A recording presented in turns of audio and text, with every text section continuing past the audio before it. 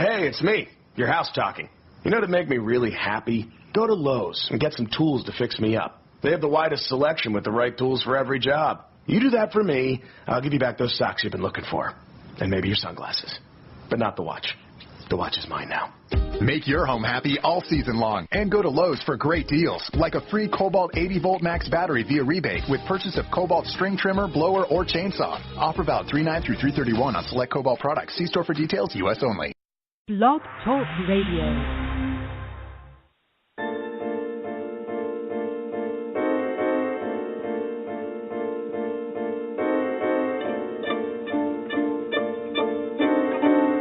Good evening and blessings, and welcome to another installment of the Gist of Freedom Estate. This show is produced by acclaimed historian, educator, and author Leslie Gist, and serves as our weekly live online discussion to celebrate the African American experience by honoring all the people, past and present, black and white, who with faith and focus are preserving our rich history through literature, the arts, the skilled trades, and the humanities. We thank you for joining us tonight, and we'd love you to be a part of tonight's discussion by calling in with your comments or questions to 347-324-5552. Hello, this is a special edition of the Gist of Freedom. Today we have a special guest. She was one of the first people I interviewed over 8 years ago, Queen Quet. And we have Dr. Sidney Davis on the line, and we have Stella Antley. Let me greet you. I greet you, Queen Quet. Peace and blessings. That's why I've been a pause. I've been a wait. First of all, I want all 100 children with a Yeti this year for know how to pronounce this your thing. It's Gullah Geechee Nation. And the Gullah Geechee Nation begins in Jacksonville, North Carolina, and extends all the way southward to Jacksonville, Florida. It encompasses all of the Sea Islands as well as 35 miles to the St. Johns River. So anywhere between 30 and 35 miles of mainland area of what's called the Carolina-Georgia Low Country, as well as northeastern Florida, are part of the Gullah Geechee Nation. So 100 children of Yeti people that crack a teeth like Adisha, that is our home language, which is Gullah, and we have a dialect that evolved from that language called Geechee. The people here are Gullah Geechee as well. And so I'm very happy to be back here with Sister Gist on Gist of Freedom once again. It's always good to take a journey. I take it that since we completed one septenary, you wanted to begin a new septenary by having this be the 8th year since returning to the broadcast. And I thought it was apropos that today is our final day of the Middle Passage Month here in the Gullah Geechee Nation, and tomorrow will be our first day of Gullah Geechee Awareness Month. So I thought it was apropos that this would be the date for this interview and my return to your broadcast. So thank you for having me here. I'm delighted and humbled by hearing you say those words, and we want to let everyone know, please, to learn more about the Queen. You can learn more at her website, which is www.queenquet.com. I'd just like to add that she was one of the first women to represent the Gullah Geechee Nation at the United Nations and speak before the world for her nation.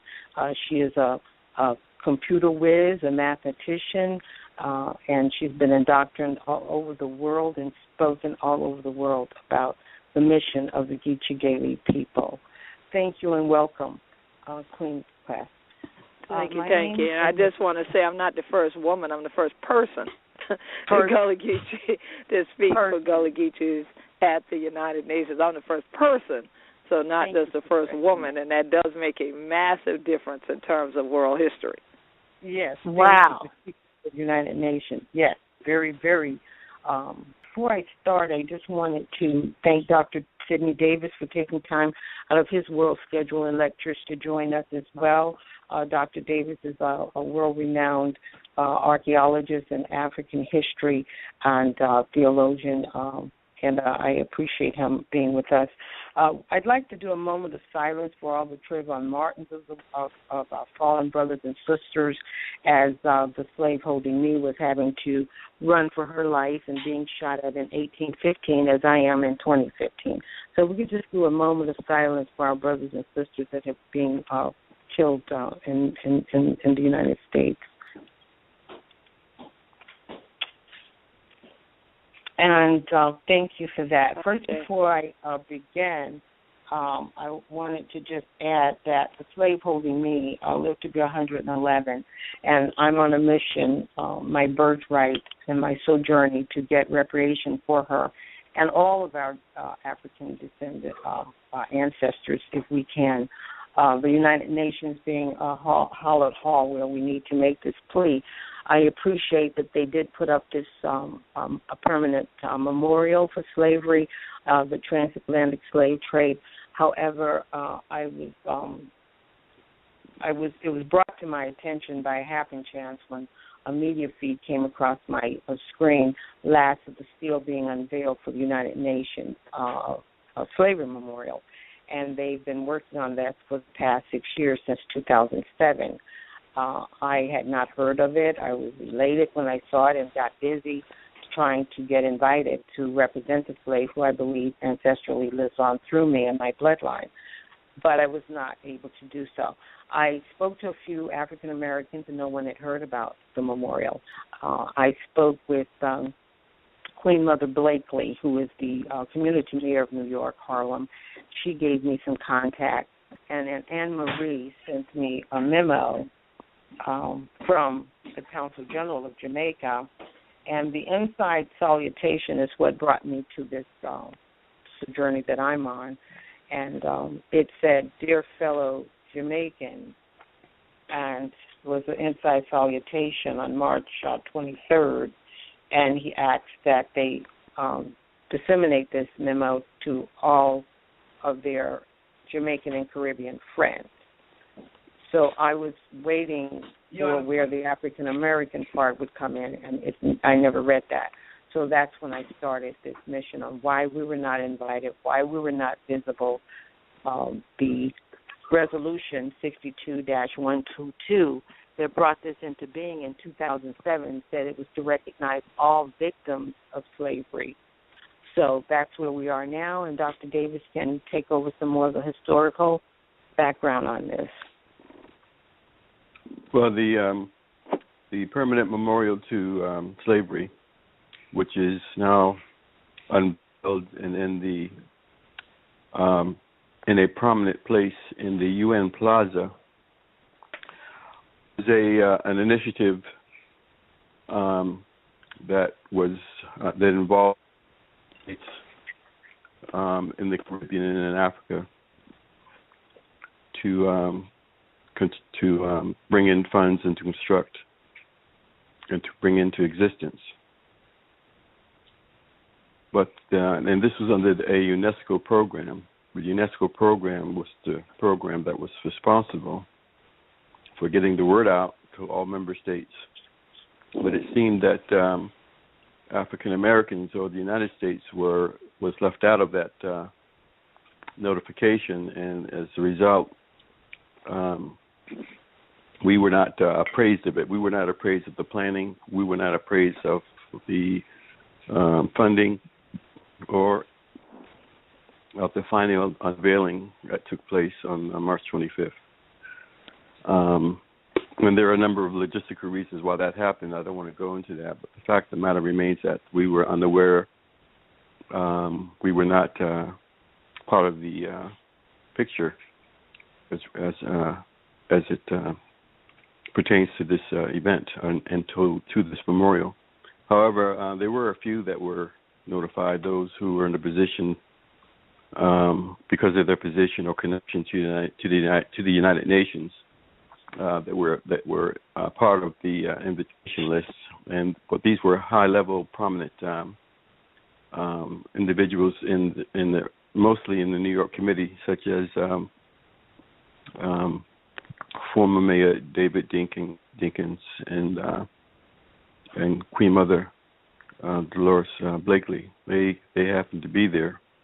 They were one of the few, among the few African Americans who were there at the unveiling. But the majority of the people that were there were Caribbeans.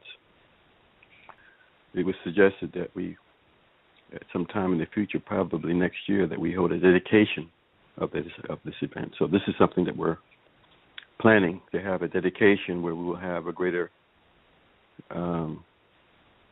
gathering to honor our ancestors and to bring into focus this memorial so that all of our brothers and sisters here in the United States, descendants of captives who were taken into slavery here, can know about this and be involved in the dedication. If you would, well, I've just been waiting for the opportunity to actually give the background that I know on this entire thing. And I'm sure some of your listeners will be surprised, and some of your listeners may even be offended by what I have to say, because I've known about this before it was ever built. I actually was on one of the teams that was sent the information to submit a proposed drawing or model of what the monument would be. So I worked with another Gullah Geechee to be a part of that process as well. Now, the reason that I was on the list for that goes before that. I was actually invited to the African Union by a sister who works in more of an administrative capacity, one might say, at the African Union, who had, I put it this way, it was divine order that one of the ambassadors that was to make a journey here to the Gullah Geechee Nation with U.S. Department of State representatives, which I host all the time since I'm a head of state myself. They often bring different groups from around the world here. Well, there was a group of ambassadors that was to come from various countries of the world, and wherein all of these different European ambassadors came, the African ambassador did not come. So someone who was an administrative person, in other words, like a secretary in the office, came in that space instead of an actual ambassador to the UN. But when she came, I noticed a few things immediately. When they first arrived in Charleston, we had an opening reception with them. Then they came to St. Helena Island, where they actually were able to learn more firsthand of the Gullah Geechee Nation, where the traditions are still lived, the African traditions are still lived. That everyone else would, I'm sure all of you have been at receptions, so you know that there are sort of little circles of groups of people that would get into conversations with one another. And I noticed everyone except her would do that. She would always be off by herself. And so when I came and started talking to her, that's when I found out, I think she was deferring because she wasn't officially an ambassador like everyone else was. So nonetheless, we then got into a great deal of dialogue about her country, her people, so on, and where she worked and how she got to be in this group. And she worked for the African Union.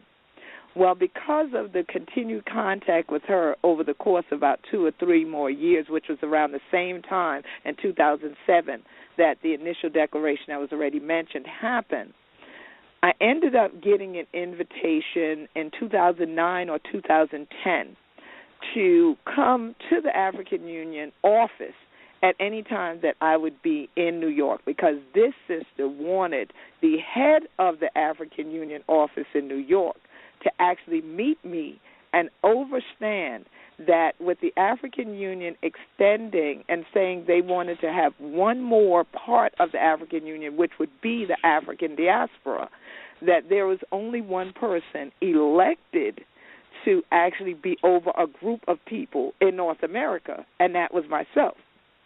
So she felt you shouldn't be going to organizations and going to get people. You should actually be speaking to someone who has an official elected capacity to be in this position.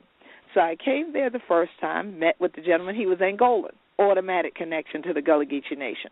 So I got on a guest list that then invited me to come to another function at the African Union. So on the third go-round that I came to the African Union, it was on a meeting that I said, well, I'm going to be back in New York at the UN. Is there anything in particular going on? I know there were several other people you all mentioned that would like to meet me. And they said, yes, we definitely need to have a meeting with you because there is going to be a monument placed at the UN, and your input would be greatly appreciated. Can you make time in your schedule to come to the office? Definitely. We set up this meeting, and when I got there, I thought I was going to actually meet with the ambassador from Jamaica. Instead, once again, I met with someone who is an assistant to the ambassador of Jamaica. And they had to keep apologizing because she had us waiting 45 minutes before she came for this meeting, and they had to call her 3 times. Well, we met with her, and then what I found out was they were then looking for an African American that could be a spokesperson for the component that Dr. Davis is talking about, to actually be the voice in North America to get the word out amongst the African diaspora to say this monument's coming. Money has to be raised for it to be permanent at the UN. We need everybody to know about it, so I'm going to be the voice. So now where this sister is saying, well, Queen Quet could be that voice, what the sister and the Jamaican ambassador and those had in mind was, no, we want a movie star person, okay? So a few names were tossed around. Many of those names I swiped out of the air because I said, well, why would that person be the person? That person doesn't have any particular credibility in regard to movements and things amongst the people who are probably going to really be alerted to this. You don't want that person. Well, how about this name, this name, this name? So I even put out some names that are celebrities that have native Gullah Geechee roots. A couple of them, they love those ideas, but they said, was there any way to get in touch with them? I said, well, I could get in touch with a couple of people, but I need to know what it is you want from them before I do something like that. Well, that very same evening, there was a private meeting at the United Nations that I also had an invitation to attend to then discuss this monument, and now being at the point of, one, that they had already gotten the permission now for a permanent location at the UN in New York, but then, 2, they announced that. That was number 1. Number 2 was now they needed to select an African-American spokesperson, right? And that African-American spokesperson was going to be charged with number 3, getting that word out, and all of us getting the word out about the funds that would need to be raised. So this was really to be done for, a few press was there, but mostly it was sort of an inner circle of people. I intentionally, if you've ever been in the United Nations in New York, or any of them, you know how huge the meeting rooms are. So I intentionally sat in the back in the first tier of what would be the first set of seats that are rising seats going up, and let these folks march in that all wanted to get on these seats on the floor. And I knew ambassadors and people would take their seats where their names were, and others would fill in. Well, when the head of the African Union saw me from the distance, he had walked all the way back there and brought a few people and said, well, Queen Quet, why are you sitting back here? I said, this is my choice. I'm fine where I am. Thank you very much. And so they were like, well, we're so glad you're here, this, that, and the other. We're looking forward to your input. Well, the people who came marching in were the typical players in New York, the typical black activists, black museum curators that I saw that were also on this guest list. And Russell Simmons was who they were talking to about being the spokesman for this. That wasn't the name that conjured in my mind that would be the person to be the spokesman for this. Now, he could write a big check for it, but not be the spokesman for such a critical monument as this.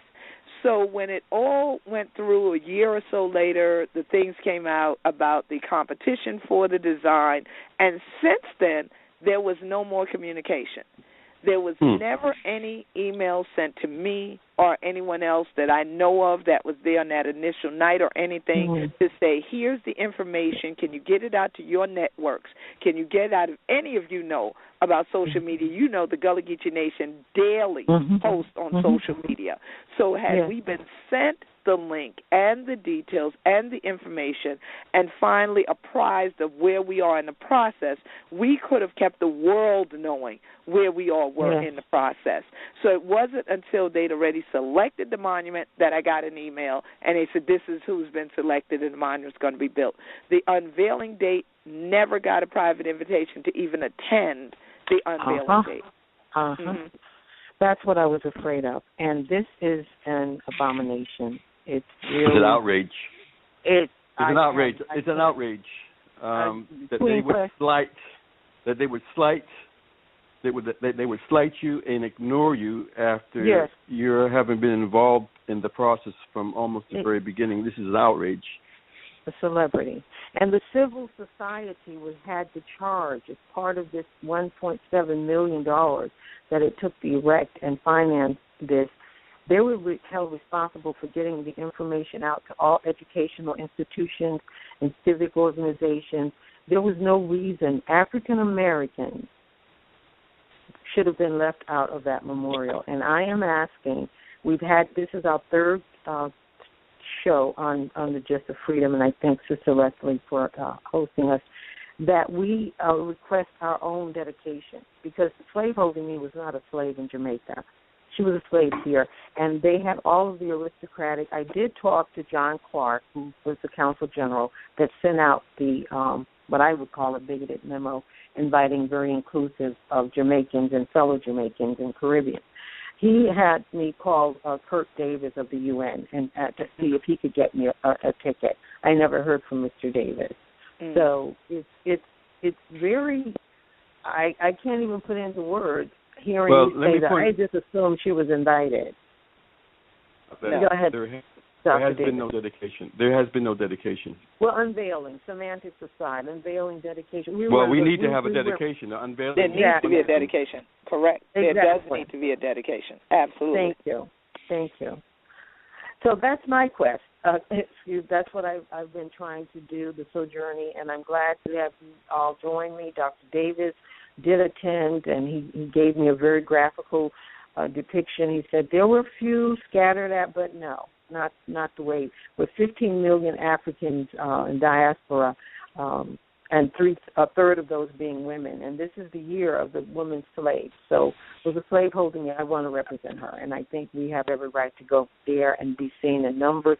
Our people need lifting up right now. We're very downtrodden. We're not part of the infrastructure. No one sees us as being important. We're no longer chattel.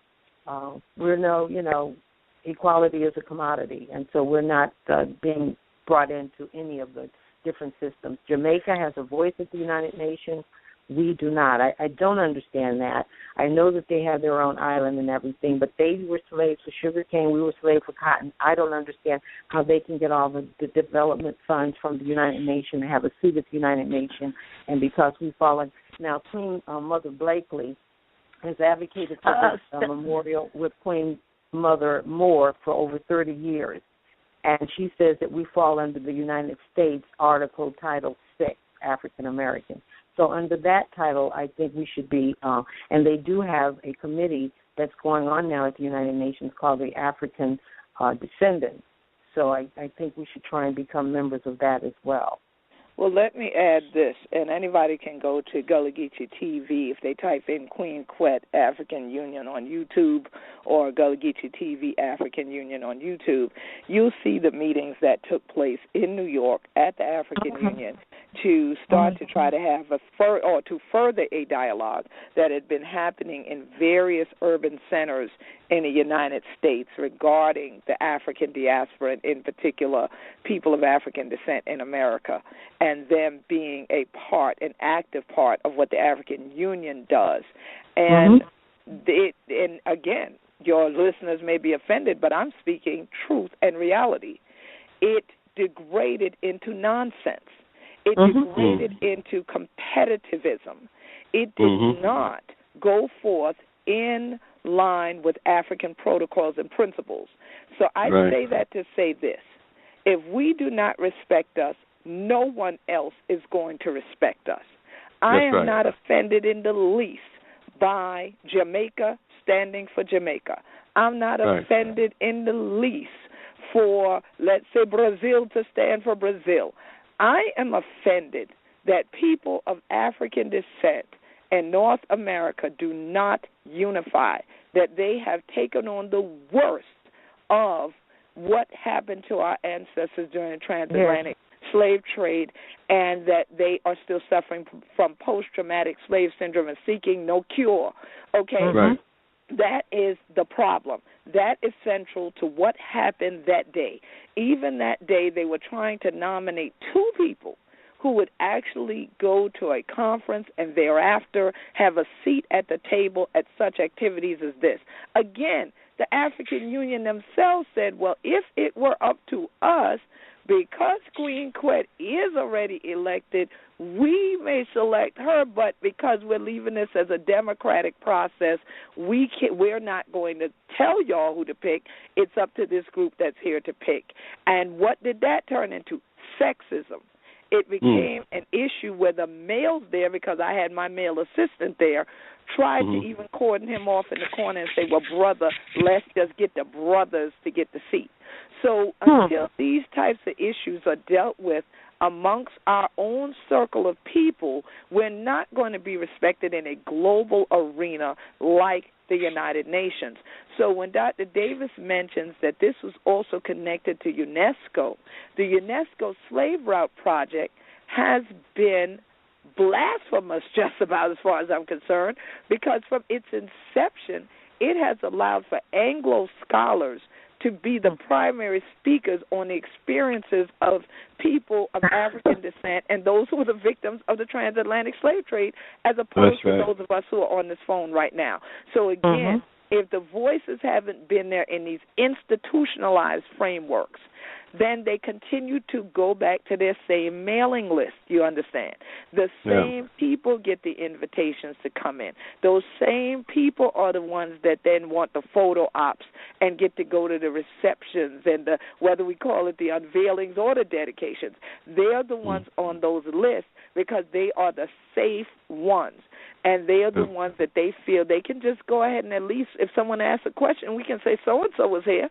And that's what they've done, and that's what they continue to do. So until the House gets in order amongst people of African descent in North America, this is going to continue to be perpetuated. And people will point to the disarray, the sexism, the internal post-traumatic slave syndrome amongst our own group and say, see, y'all aren't organized and you won't follow your own leaders.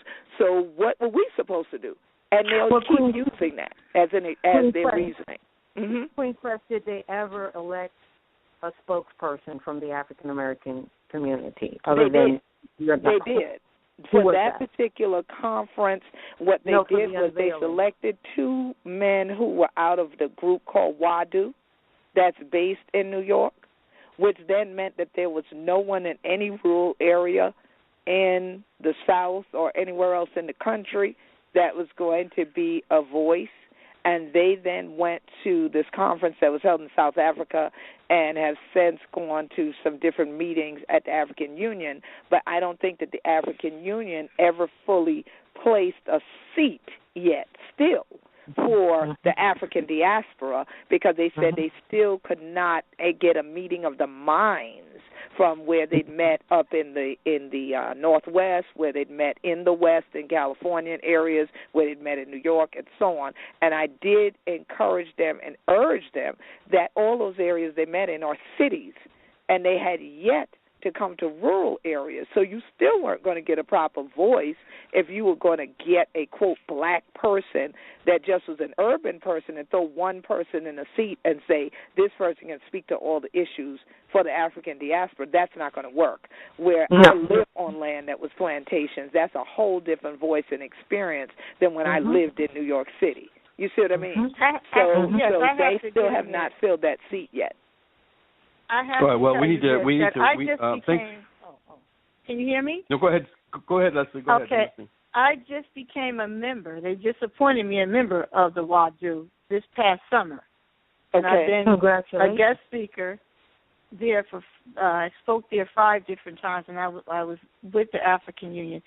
So I'm going to try, while you guys continue this conversation, to get someone on the line from WADU while you're talking to find out who was the person, identify the person that Queen Quet is talking about.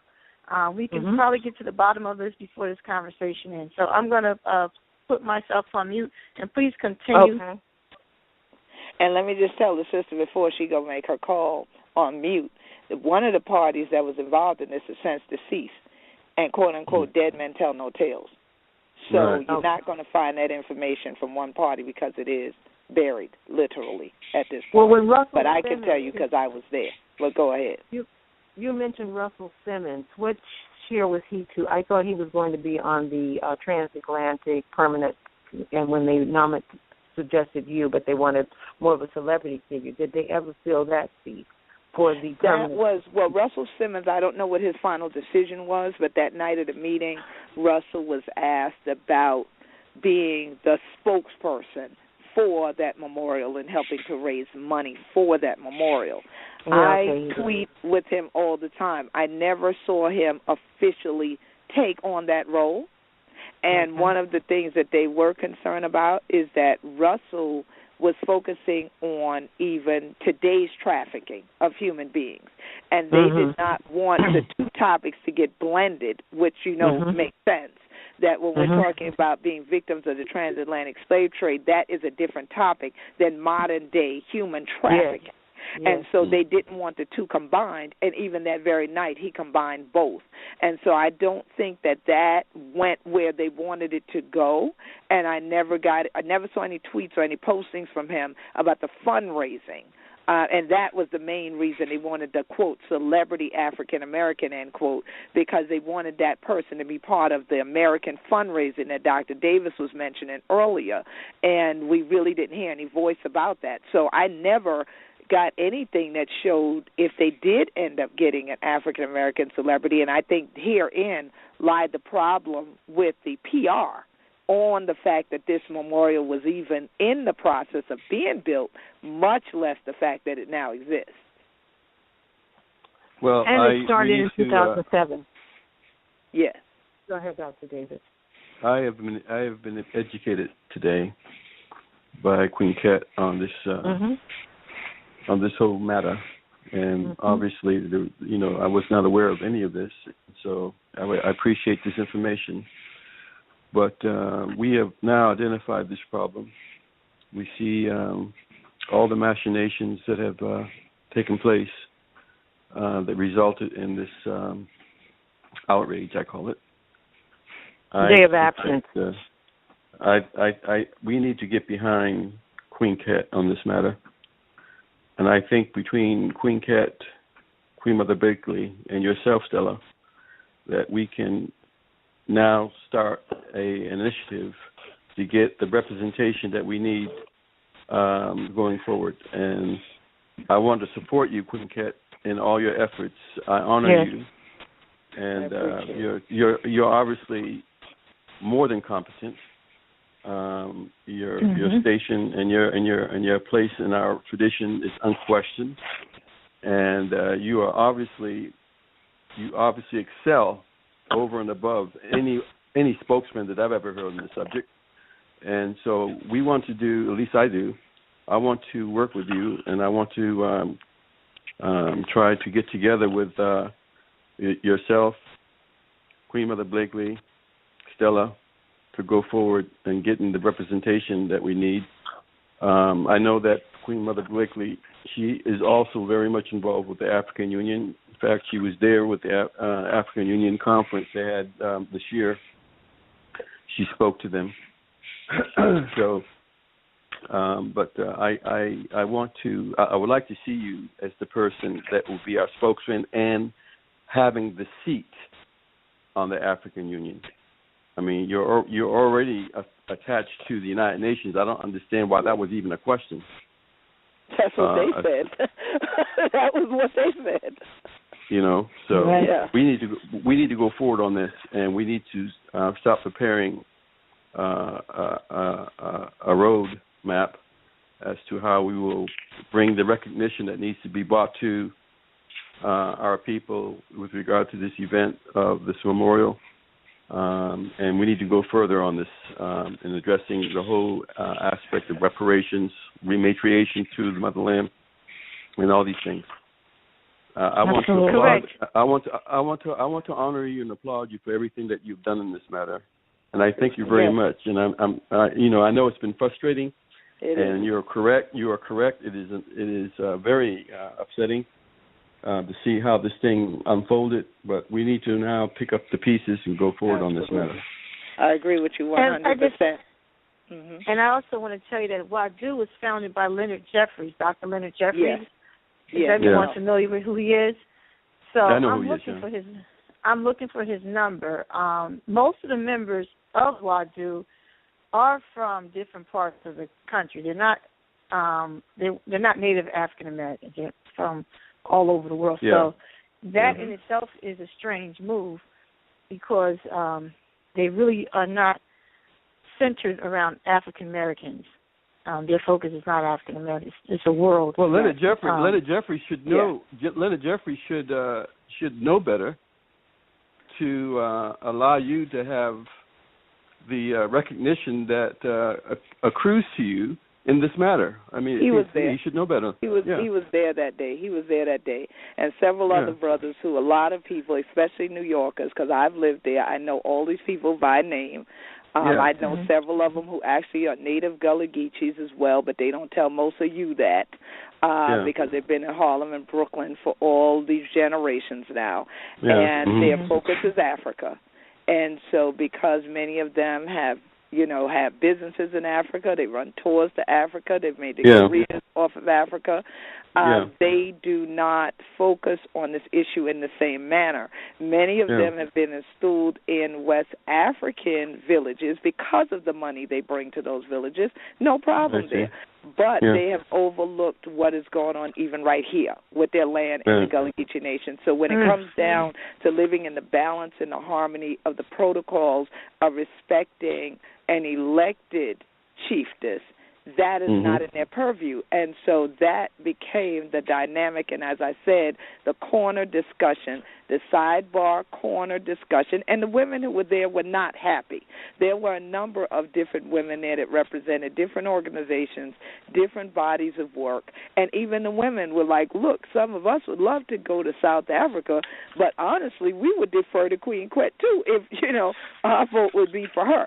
So the women weren't being competitive and the women weren't being catty, but this decision ended up being a situation where it was a male-dominated discussion and it was largely a New York-based Afrocentric male-dominated discussion with the African Union. Now, that is a separate piece that just happens to also link to my link to the memorial that we're talking about, and which does link greatly to what happens at the United Nations every time there is a conference, every time there is the International Day of Remembrance. These groups that are based there are the ones that tend to get the invitations that the sisters have been talking about. They're the ones who have the buddies and the friends who say, well, we're going to set up a reception or we're going to set up a panel. You're going to be the speaker again. And so if they continue to still be the people speaking, then everyone thinks there is nobody else to speak. There are no other leaders. There are no other voices. People don't even know that I'm in the UN at a lot of these things because I sit there and I watch the horse and pony show go on, and then I go to other rooms and have serious meetings about what really needs to go on and what has to happen in terms of protecting human rights for African people. And so this is the thing that I again say, your listeners might not like what I'm saying, but I'm telling them the truth and the reality is there's post-traumatic slave syndrome issues that have to be dealt with amongst our own community. And until we do, the sexism, the ignoring all of the dynamics that involve that our ancestors were even enslaved and us mystifying Africa as opposed to looking at the realities of the hardship even in the motherland today, we are not going to go forward. We're going to be like a dog chasing its tail. Somebody will be back on Just the Freedom 8 years from now talking about this conversation we had. People will analyze our recordings from these blog talk radios and they'll study them in universities, but what progress will be made by it? So my thing is I'm always open to working for the upliftment of people of African descent. That's what I do every day of my life. And it's not about title and position, but it is about qualification. Who is qualified to do the job and who has the credentials to do the job? I look at that and lay mine against anybody else at any time, and if the other person has more, let them go do it, man or woman. But I don't think that we need to block ourselves in by these old things and things that we are learned behaviors from enslavement. Right. Mm-hmm. Exactly. If I have anything to say about it, that party is over. Well, on behalf of 55 million displaced Africans, that party is over. And when I invited Queen Quest, and I was fervent in contacting her when she missed the first show, I had no idea of the background she was going to be bringing. I mean, because she and I had not spoken about any of her participation in the permanent I had no idea. And I'm just Queen glad Quest, I have a quick question. What would be the resolution that you're seeking, the ideal? Let's say a year from now. Well, she needs to be she needs to have that Yeah. seat. She needs to have that seat on the African Union, number one. She needs to be instated in that seat. And she needs to be our representative on that organization, that worldwide organization. And on behalf of the slaveholding me, I would like to have a seat, voice on the African descendant, which comes out of the African Union. Okay. Gotcha. All right. Let's hear her. Let's hear the Queen's answer. The reason that I started laughing or chuckling, so to speak, when you said that is because you asked me what ultimately would be what I'd want. What I'd ultimately want is for all black people around the world to support one another. And that's just being real. That's ultimately what I want. And that's ultimately what I'm working for every day. So that's ultimately what I want. I laughed because I knew already I could feel the reactions of others to that. You know, they would say, oh, Lord, what's wrong with her? She live in a utopia? I'd love to. Because I live in what I believe we're talking about specifically about this small you all answered monument. The specifics to this, but that's not what the question was. The question was, to me, what is it that I ultimately would want? So I got ready to answer that question. Let me pose it again. What would you want from the UN as far as this monument, this particular monument, this project? Because the monument to me doesn't look like anything that represents what we're talking about, African Americans. Well, I have my own druthers about what the monument came out to be, and I'll leave that alone since it's already there. It's permanent. So they can have Let's deal with the fact that it's there. And we can't do nothing about that now. What I would want is exactly what Brother Dr. Davis has said earlier, is that we need to actually have a libation dedication ceremony that represents the entire African diaspora of the world. I don't feel that it needs to simply be relegated to African Americans. I feel like it needs to be truly what it was supposed to be for, the people who had traversed what we call the transatlantic slave trade route. That means we're talking about a global gathering. And I feel that whether we're talking about Garifuna, Gullah Geechees, people from Brooklyn, Harlem, wherever they are, we need to be represented there together. And I would like to lead the libation ceremony that represents all of us globally being around that monument in New York City. If we can talk about people marching to D.C. over and over and over in our journey, then I feel that they should have to have the high level of security they have for any other gathering at the UN on that day for the amount of people of African descent that would line the streets of Manhattan to march in there to just go by that place. You have, what is it called, Ground Zero, where people stand in line for hours to have to go there just to take a time to look and reflect. I feel that we should have a period of no less than 12 hours that that gate is open. that people of African descent of the diaspora would be able to come and do that after the libation ceremony with our drumming, with our incense, with our traditions are done, to properly dedicate the monument. That's number one. And then to pay homage to God for it finally being there, for anybody even acknowledge that this happened to us. Because don't forget now, some people act like we made it up, that we didn't have our own Holocaust.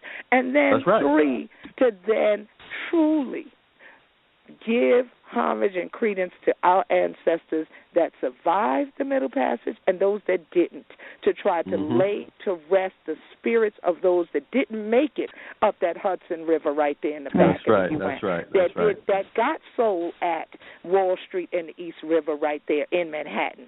We have to make sure that the voices of our ancestors speak through us daily. And I feel that we need to have every global media that can possibly be reached. Everything from Blog Talk to the BBC to whatever, Essence and every magazine. Al Jazeera. All of them need to be there for such an occasion. So I'm an event planner.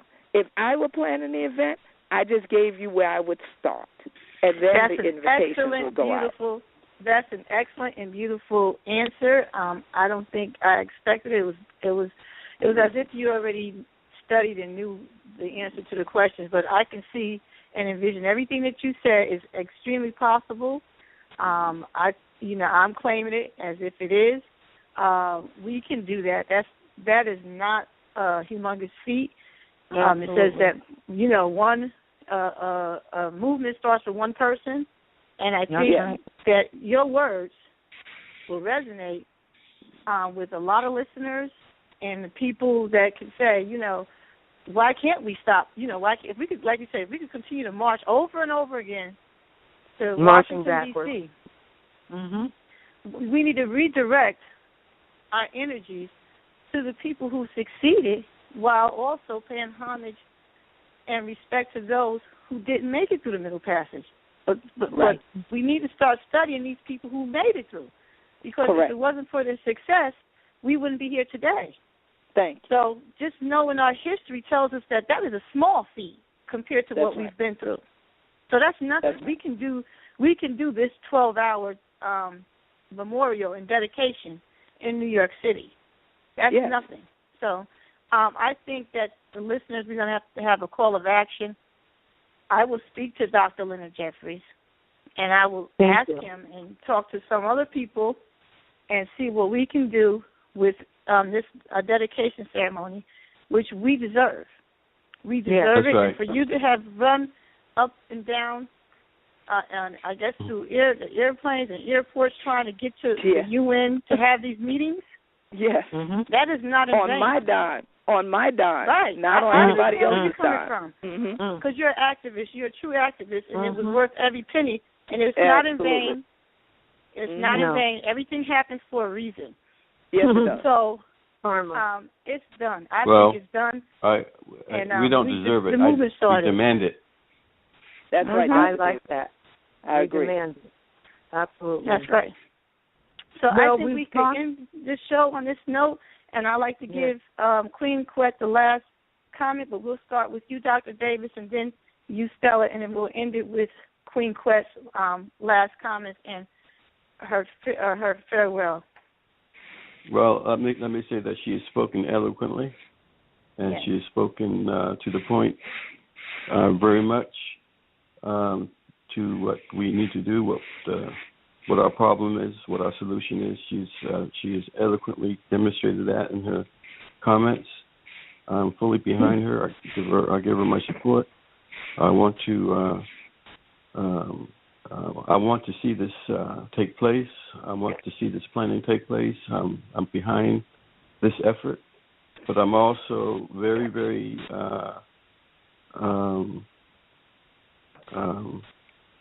I'm very much. I very much want to address this idea of being duly represented, not just in the United Nations, but on the African Union, because it is time now for us to take our rightful place before the world and to be represented, duly represented, properly represented. And I think she She is not more than qualified. It is her divine right, as far as I'm concerned. And we need to go forward and get these and bring our people together. It's appropriate that a woman do this. It's appropriate that a woman do this, and a black woman do this. It's obviously that. And a spiritual woman. And a very spiritual woman. That's right. That's very important. So that's why when I listen to her, if I haven't met her in the past, to me she has a divine right. Her appointment is a divine appointment. It's not someone. It's not political. It is not by consensus. It's by divine appointment, as far as I'm concerned. And so I recognize her place in our culture and within our people. So I want to give honor to that. I want to see this happen, and I want to see her. I want to see her on that AU representation. That's what I have to say about that. Thank you. Thank you.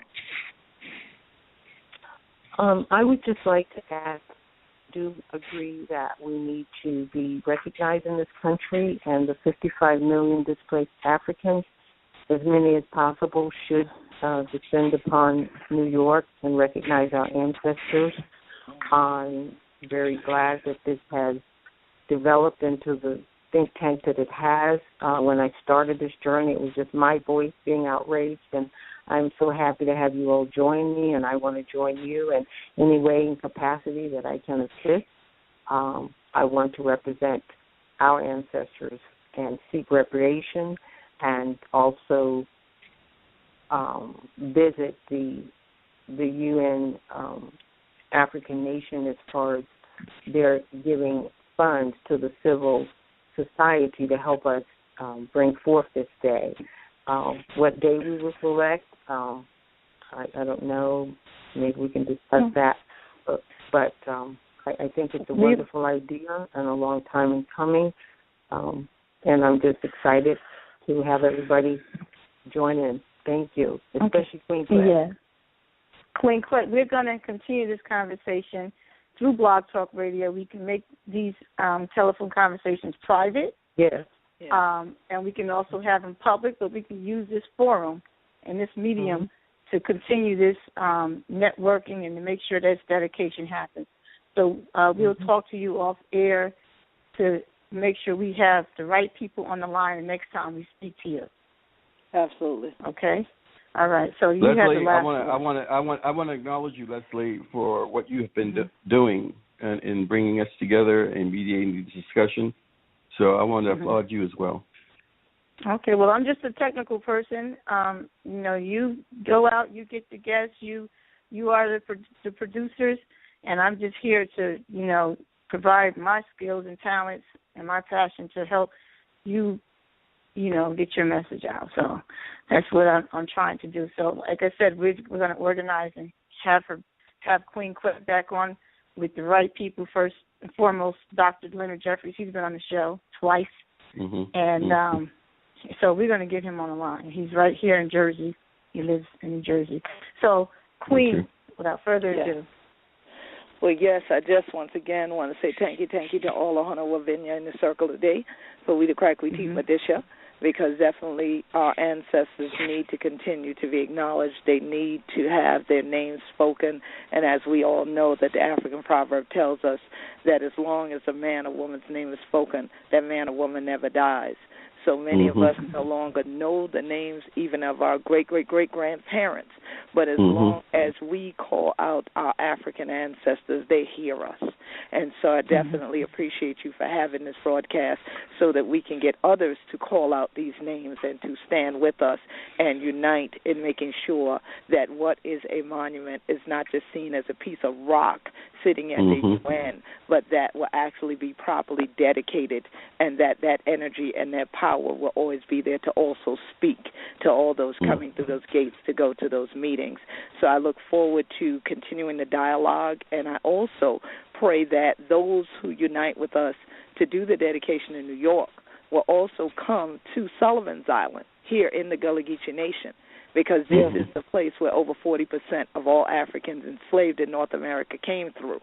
And so next summer, and Dr. Davis has been there before, that's where we first met, our Gullah Geechee Nation International Music and Movement Festival will be back in Charleston which was Charlestown, the largest enslavement auction block in North America, in New York's Wall Street and the East River was the second.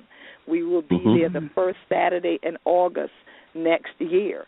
And so if people will go to gullahgeechee.info, you can connect on that, and you can always go to GullahGeecheeNation.com, follow our blog there, and follow us on Gullah Geechee Nation on Facebook or at Gullah Geechee on Twitter and Instagram, because as I mentioned earlier, we will continue to post daily about our people and our progress.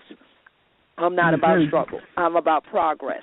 And in this international decade of people of African descent, I do believe that if there is any greater time that we've reached, this is our time to make progress and to uplift our ancestors and provide for our next generation. So God bless Honachillen, and may the gist of freedom continue to bring freedom to our people. One last comment. Thank you. One last comment, Queen Quest. The slaveholder you said she was a slave in Charleston, South Carolina. Have you heard of Smith Plantation? What plantation? Smith. There's a couple of Smith plantations. The Smith plantation is on Port Royal Island. South Carolina. Port Royal Island, where the Emancipation Oak is where Smith Plantation was. Once again, go to Gullah Geechee TV and look up Emancipation Day, Queen Quet, and you will actually see me at the Smith Plantation. Thank you. All right. God bless. All right. Thank you, everyone. Thank you, Leslie. Be well. Thank you, Be well. David. And blessings to everyone. Bye-bye. Bye-bye. Bye-bye. Hey, it's Flo, and this is my impression of a drill instructor directing a musical. 10 hot! Get those tap heels in line and let me see those jazz hands! Are you bundling your home and auto insurance through Progressive? Can you hear me through those sequins? Bundle your home and auto through Progressive and save. Left, left, left, and step ball change.